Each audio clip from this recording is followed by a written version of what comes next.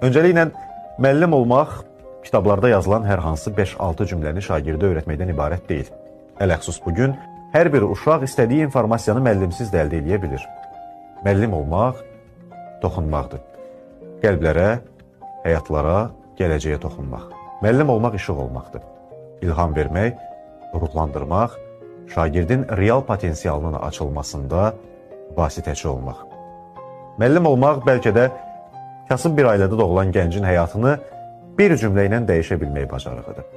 Odur ki, mən özünün, işinin fərqində olan, kimliyindən, ailəsinin statusundan, maddi durumundan asılı olmayaraq hər bir şagirdə bərabər, ədalətli yanaşan, hansısa uşaqlıq travmalarının yox, gələcək uğurların səbəbkarı olan müəllimlərimizi, nifrət yox, sevgi aşılaya bilən, şagirdi şəxsiyyət kimi yetişdirən müəllimlərimizi bu gün münasibəti ilə ürəkdən təbrik edirəm. Yaxşı ki, varsınız.